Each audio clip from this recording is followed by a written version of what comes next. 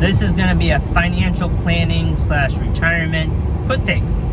So I got the question the other day from one of my friends that said, based off of the clients you have today, who do you see are the most happiest in retirement when they're in their 80s?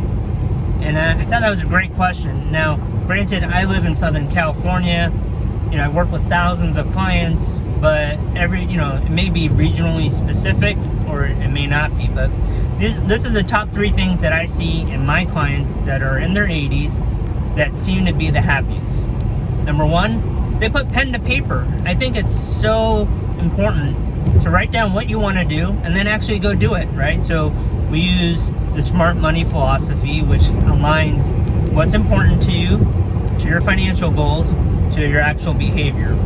And so the ones that actually go through that process, because surprise, surprise, not all my clients want to go put pen to paper, but the ones that do, those are the most, at least I find, the most happiest in retirement.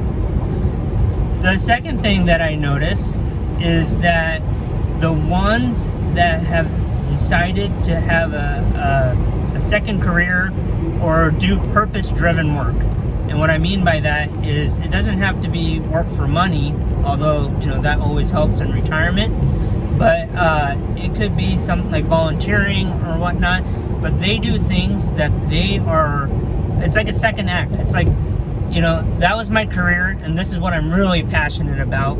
And they spend maybe part-time or a little bit less or a little bit more doing that for at least 5 to 10 years after they've retired. So let's say somebody that's 65, they may retire and maybe take the first 2 or 3 years and enjoy retirement, and then they transition into do purpose-driven work, second act, second career, whatever you want to call it.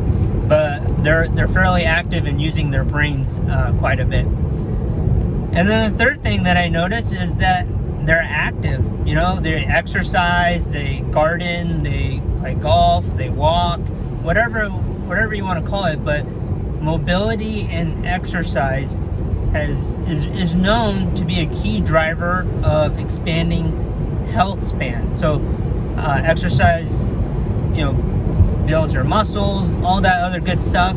But it also allows you to get from the floor to stand up, And when you have grandchildren and you're running around and stuff like that, exercise could be a key factor in that. So, I guess there's actually 4.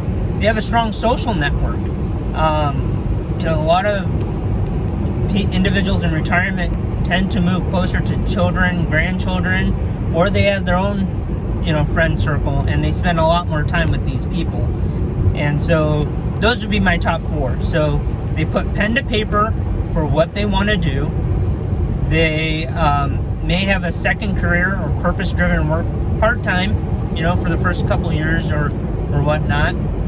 They're mobile. They have exercise. They take care of their health.